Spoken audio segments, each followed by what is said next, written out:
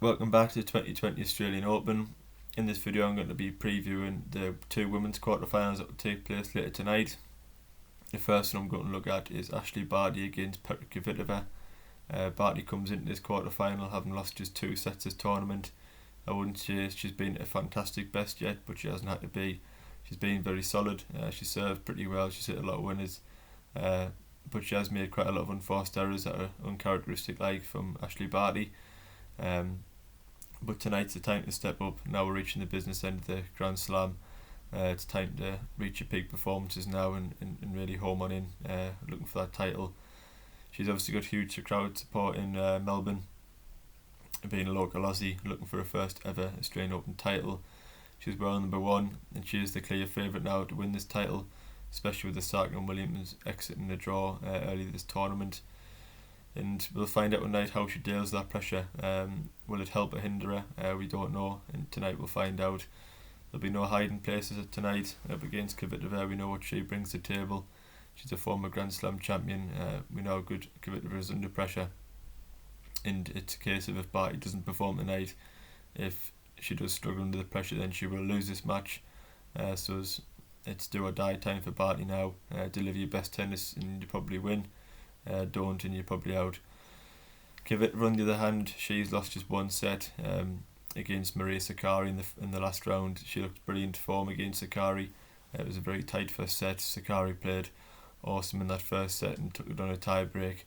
But after that I was really impressed by Kvitova. She timed the ball and served a lot better as the match progressed. I thought she was very good at problem solving in that match.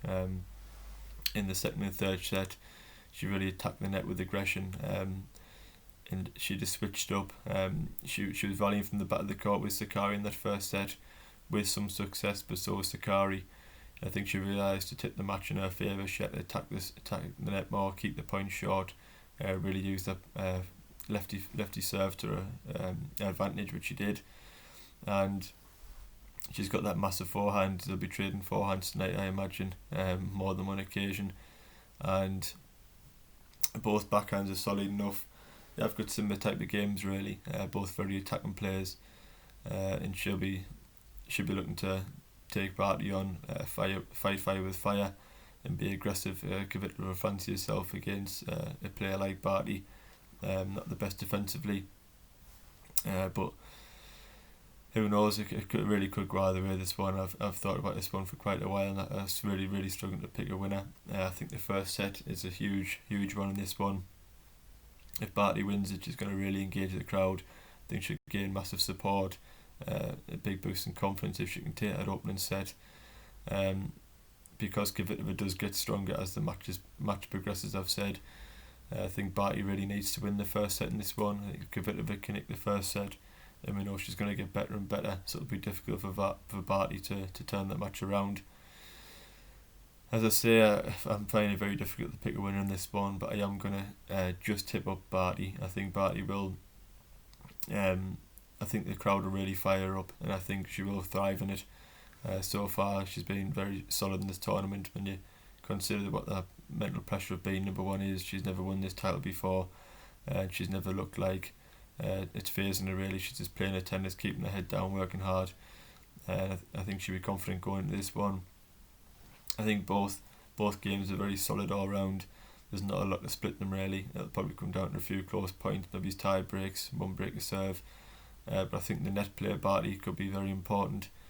She's obviously a brilliant doubles player, won Grand Slam titles in doubles, and I just think that different variation in Barty's game might prove pivotal in the end. But I think it'll be a 3-set match, and it really, as I say, it's a toss of a coin really, but it's going to be a fantastic match. Two top players, both ex-Grand Slam champions, and world number 1 against Kvitova, who's come back from the brink of retirement, obviously after that tragic accident. And it would be a great story if Kvitova was to go on and lift the title on Saturday. Next up, there's 2 players who you might not expect to have reached this stage of the tournament, in Kvitova Kenin and on Jabeur. Kenin has a great record in quarterfinals. In the WTA in the last year, she's 6-1 in quarterfinals, which is a great strike rate.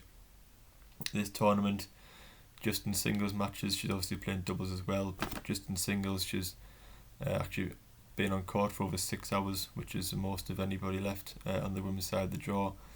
But that's not necessarily a bad thing. Some players like to be out on court, keeping match sharp, trying new things, having been battle hardened. So there's no reason to say that should hinder her. Maybe it'd help her. It might play in her advantage.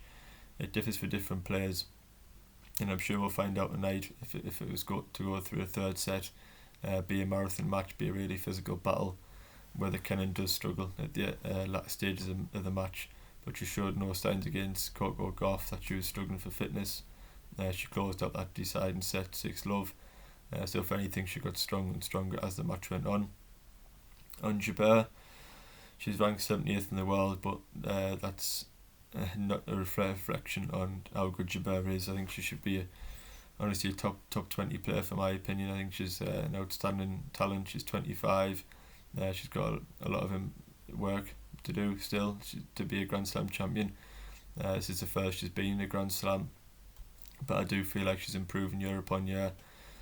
She's played Kenin 3 times, and Kenin does lead the head-to-head 2-1. It's another one. It's similar to Kvitova against Barty. They're so hard to split these two. I think Kenin's solid all round. She's got a very high first serve percentage. Doesn't serve a massive amount of aces, but she's very clever with that first serve. She uses it very tactically well to set up points. She doesn't possess huge power on either wing, but she's very quick around the court. She's very fit, as I say. She's got great stamina. She battles so hard. She's got a great attitude for a young player, and she does make minimal unforced errors. I think she makes single amount of errors in every match really. I think against Coco Gauff she barely made an error in them final 2 sets, and if you can keep that up, then you're going to have a great chance of winning any match. She comes into this match losing just 1 set in the whole tournament, which just shows how good she has been. Jabeur's had such a tough route. She's done so well to even reach this stage of the tournament. I think she's been one of the highlights on the women's tour in this Grand Slam so far. She beat Jo Konta in the opening round before getting past Carolina Garcia, Caroline Wozniacki, and now Qiang Wang, who just knocked out Serena Williams. And you could argue that Jabeur is probably the underdog in all 4 of their matches, but she came out on top to get to this quarter-final, so she's done fantastically well so far in this tournament to even reach this stage. A little bit on Jabeur's game. She is inconsistent with the first serve, but when she makes it, it's very, very strong.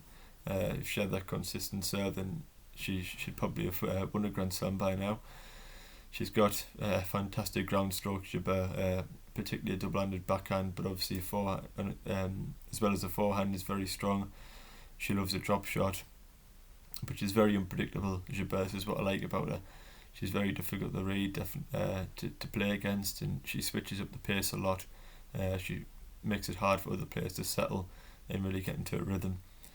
She plays some very unorthodox shots, and as I say, she's very difficult makes it very difficult for the other player to really play their A game, because she does dictate a lot of rally Jabeur with the ground strokes that she does possess. In terms of a winner, I was struggling on this one as well, but I do think Jabeur will come out on top of this one. She is an underdog going into it, but she has been all tournament, as I say. I just think with the win she's had so far, she's obviously playing outstanding tennis to come past the likes of Wang and Wozniacki in the previous rounds. I think the hard courts really suited the slow courts. They allow her to get into the rallies, really get her teeth into the match, and that's what she likes to do. So I'm going to tip Jabeur to win this one in straight sets. I love to see Jabeur win this one. I'm a huge fan of hers. I think she's brilliant to watch, very entertaining player. Kenin, on the other hand, is as I say, I think she's got a fantastic attitude. I think she was brilliant in the last round against Gauff, when all the crowd, especially for Coco, I think she handled that brilliantly and really turned the tables in them last 2 sets, and fully deserves to be in this quarter final. Both players, I think, have a great year ahead of them. Kenin obviously only 21 as well. She's going to be in a lot of these quarterfinals down the line, but I do think Jabeur will win this one. That's all for these 2 previews. I will be back tomorrow to preview the other 2 quarterfinals. Annette Kontaveit up against Simona Halep, and also Garbina Muguruza against Pavlyuchenkova of Russia. So thanks for watching this video again. Please like and subscribe, and I'll see you tomorrow to look at the other two quarterfinals. Thanks again.